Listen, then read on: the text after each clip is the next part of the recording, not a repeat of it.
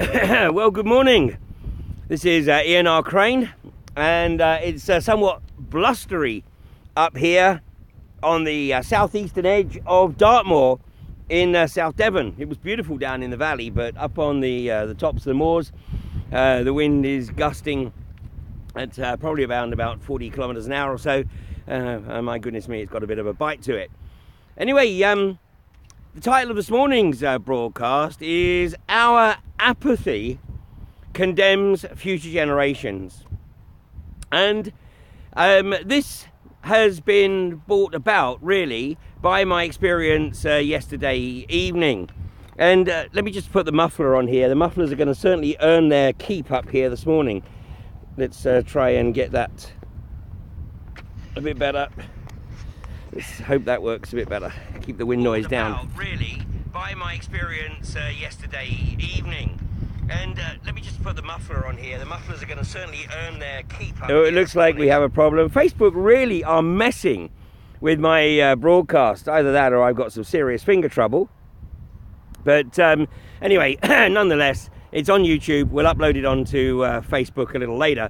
And then I would encourage anybody to help me out on Facebook to share it out, because it seems that I must be doing something right, as Facebook seem to want to curtail my opportunity to share these videos. Anyway, as I was saying, yesterday evening I had the opportunity to address the parish meeting in Edwinstowe, which sits right in the heart of Sherwood Forest. And this is apparently an annual event where the people of the community, which is about some 4,000 strong or so, have the opportunity to share their thoughts, their concerns, their insights with representatives from the parish council. Now, these parish meetings are sadly rarely well attended, and last night was no different.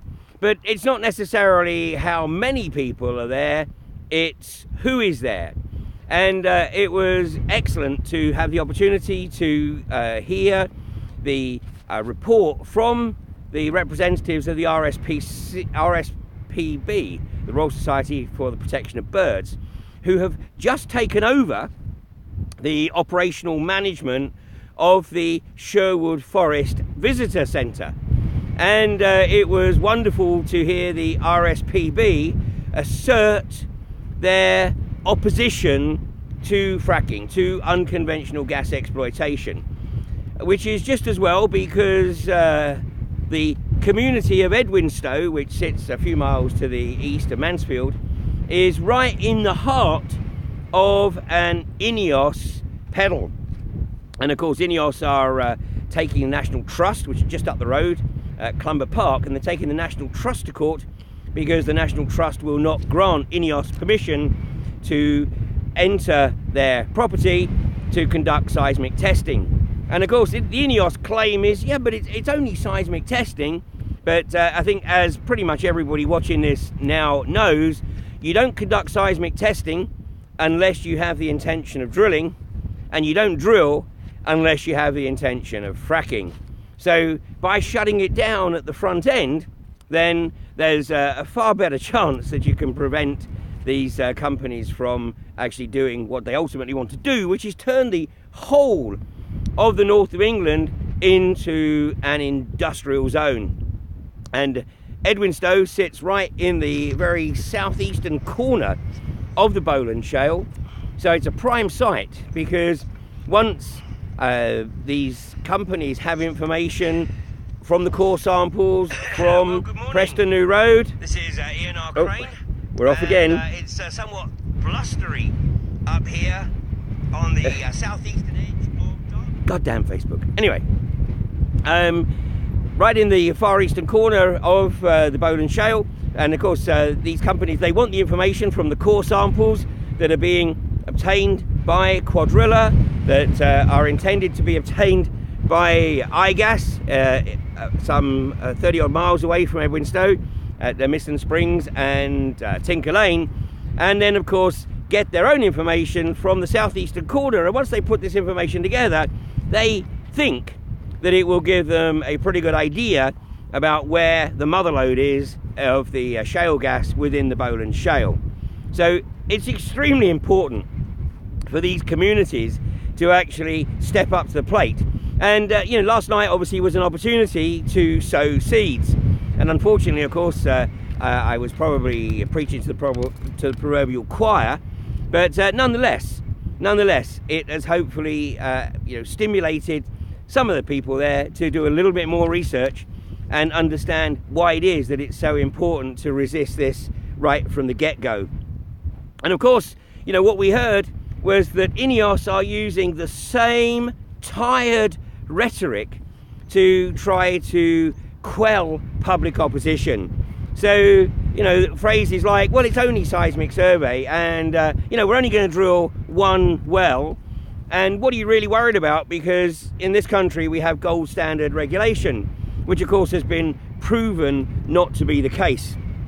And then of course they come out with the tired crap of energy security, and this is, you know, particularly disingenuous from INEOS, who have previously stated, and in fact one of the people who attended the meeting last night was a local councillor, and she had her notes with her, and she reported from her notes that when INEOS had presented to the local community, they had stated that number one, INEOS consumes 2% of all gas in the UK, which sounds a little bit excessive, but that's what apparently she recorded them as saying.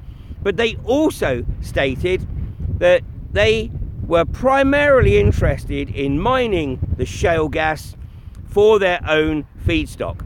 So no intention of mining the gas for the benefit of the wider community, simply so that Jim Ratcliffe can buy an even bigger yacht than the two he's got currently.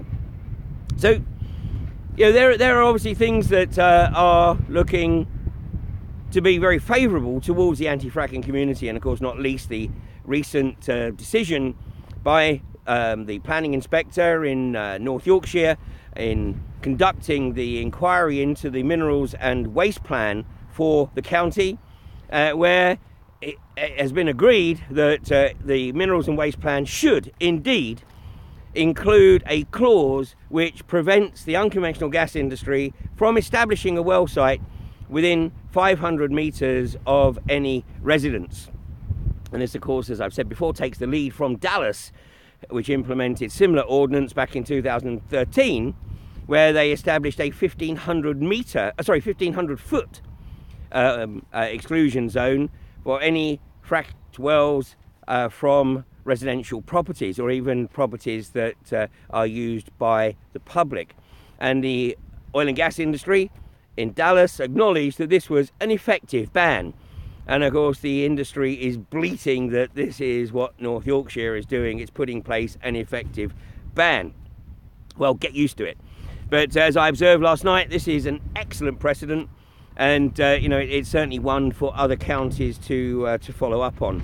You know, and what we're certainly not seeing is any application of the precautionary principle, which is that if there is any likelihood of risk, then unless you can be absolutely certain that those risks can be mitigated, then you don't pursue.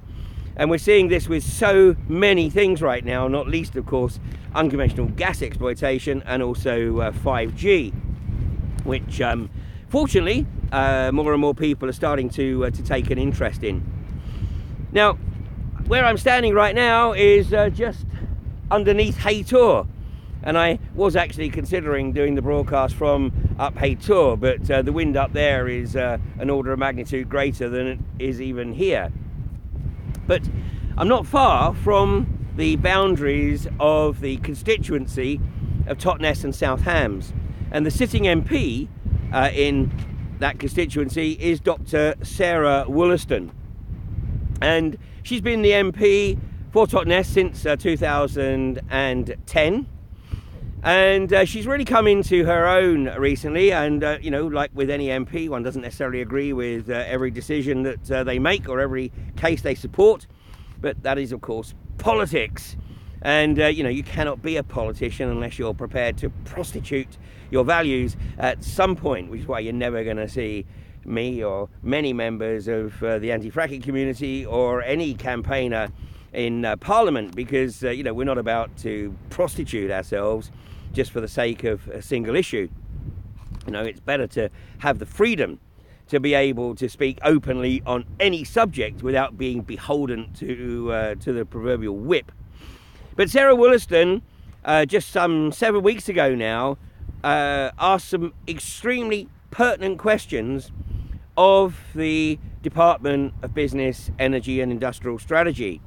And Greg Clark, the Secretary of State for that department, delegated Claire Perry, his deputy, who's the Minister of State for Business, Energy and Industrial Strategy, he delegated her to respond to Dr. Wollaston's questions. Now, Dr. Wollaston is also the chair of the Parliamentary Health and Social Care Select Committee. And that's a bit of an oxymoron, of course, because we know fine well that Westminster actually doesn't give a damn about health and social care. But anyway, they got to play the game, they got to pretend. But you know, don't think for 1 minute that this committee, like any other committee, has any real teeth. It's just part of the circus. But the questions that Sarah Wollaston asked addressed the issues of employment opportunities with this emerging unconventional gas industry.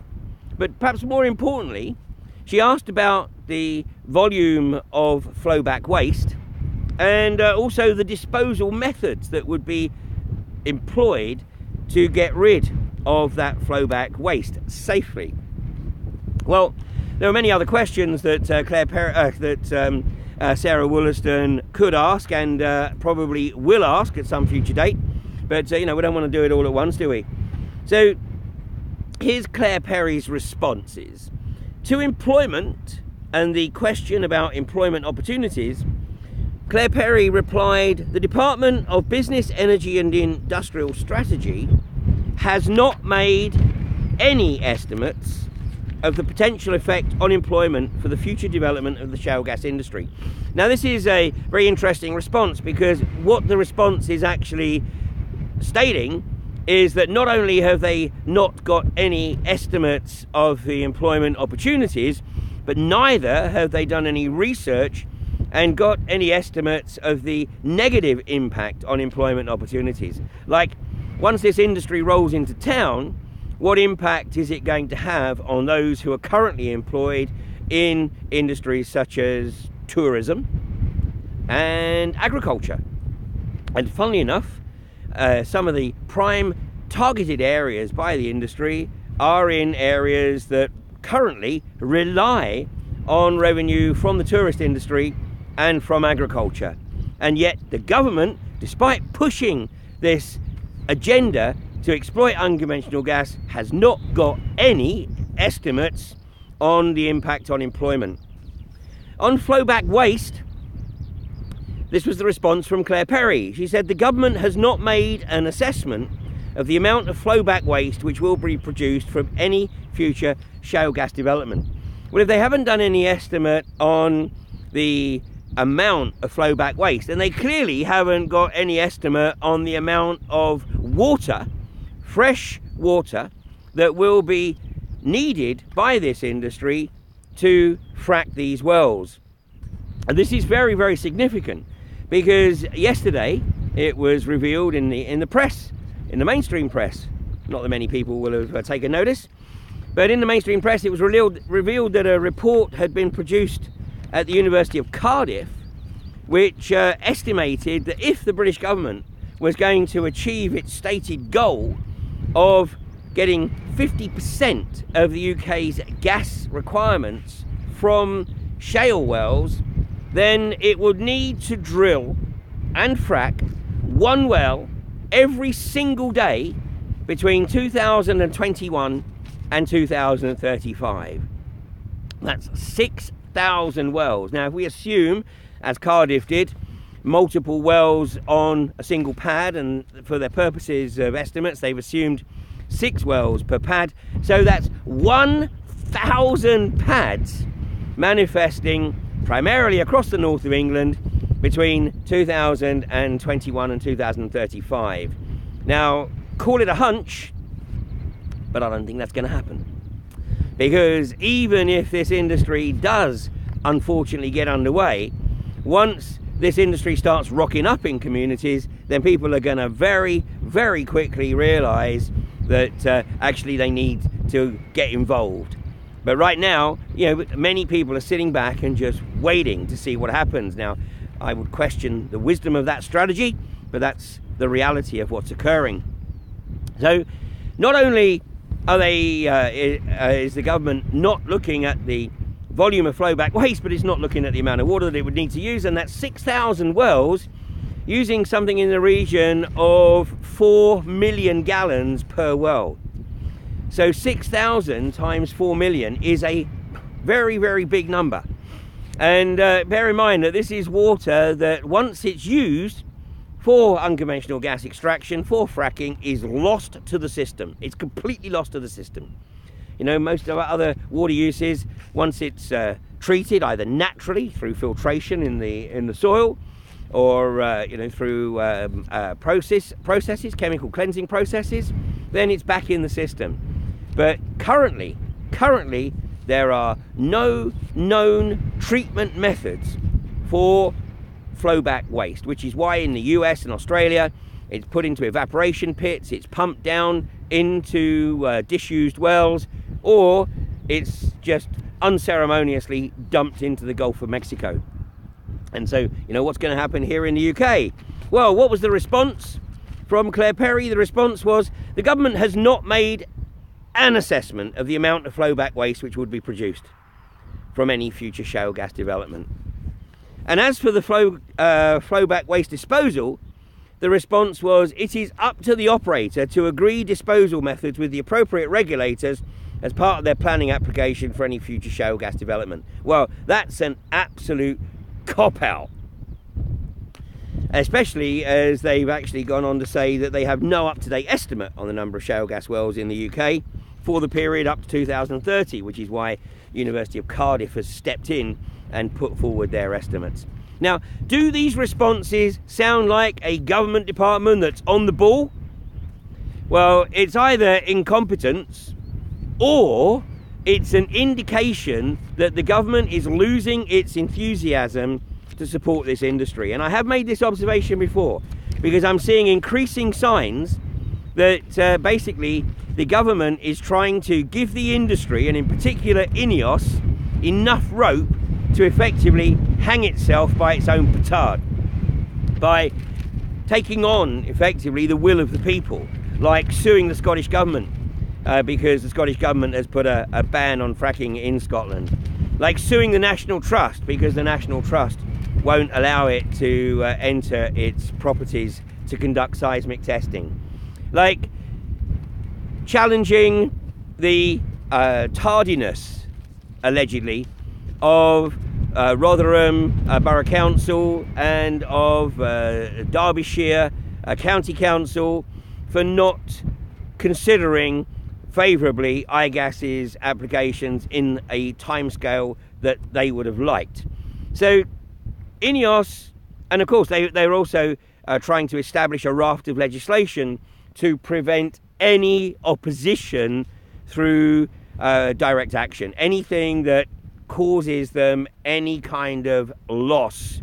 They want to effectively establish an injunction, well, they have established an injunction which enables them to pursue individuals for loss. So my sense tells me that there are elements within the British government that are now saying, look, we're going to actually give the anti-fracking community the ammunition, but it's going to have to be the anti-fracking community that forces the industry to ultimately take the decision, like Rathin Energy have done in East Yorkshire, where despite their rhetoric, it's really looking increasingly unlikely that they're going to be returning anytime soon, because they know fine well that the Jerry activists of East Yorkshire are going to be at their gates, slowing down or preventing the movement of any vehicles that attempt to get onto any well site.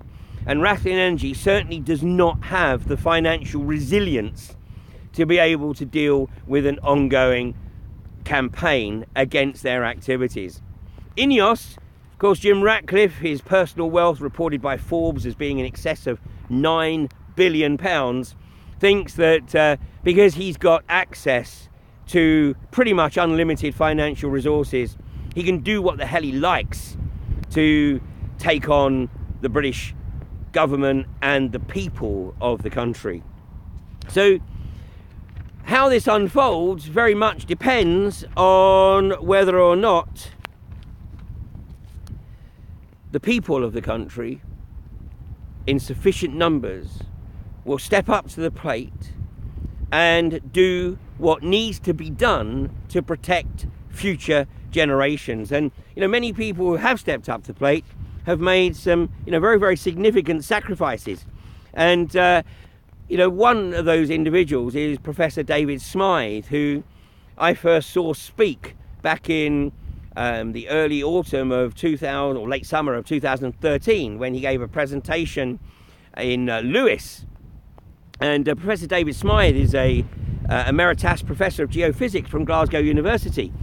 And over the last few years, he has been absolutely instrumental in helping communities challenge the applications to establish unconventional gas wells in communities around the country. But his university didn't take so kindly. Needless to say, it's pretty apparent that somebody put pressure on the university to put pressure on Professor David Smythe to basically shut them up. But Professor David Smythe refused to do so, and so he challenged the university directly. And fortunately, it now seems that common sense has prevailed. And despite the court ruling that ruled in his favour and forced the university to pay all his costs, well, he's received a letter now from the Secretary of the University, Dr. David Duncan, and here's some extracts from the letter. David Duncan writes, "I am writing to confirm that as an Emeritus Professor of Geophysics, College of Science and Engineering, University of Glasgow, you are entitled to use that title without hindrance," which of course he should have been anyway, but somebody had the audacity to suggest that because he was speaking out against the party line, that he should no longer be entitled to associate himself with the university. The letter continues, "I also confirm that you may continue to use your university email address and that your library access privileges will remain in place on a permanent basis." Very decent of them. And then the final paragraph was really quite telling. He says, "For my part, I regret the recent dispute between the university and yourself. I have no reason to doubt your integrity as a scientific researcher and hope that you will continue to be as productive in your research as you have been since your retirement in 1998. Well, Professor Smythe observed that actually, the principal opponents of him seem to have either left the university or have retired. But congratulations to Professor Smythe for the right outcome, and also for having the courage to stand up to the establishment and protect the integrity of academics to literally present their scientific research without hindrance. Unfortunately, of course, there are many, many examples where academics have been destroyed, both professionally and personally, because they have refused to toe the party line.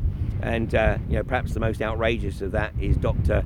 Arpad Putzai, but I don't have the time to talk about that today, so I'll save that for another time.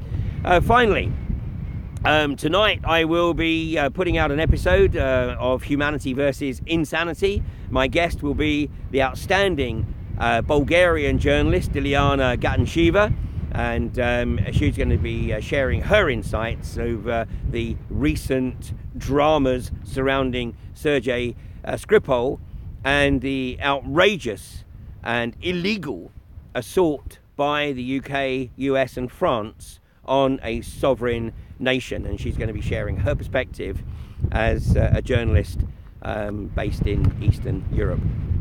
So that's tonight at 7:30, being broadcast live on one of my Facebook pages, and also on ukcolumn.org/live.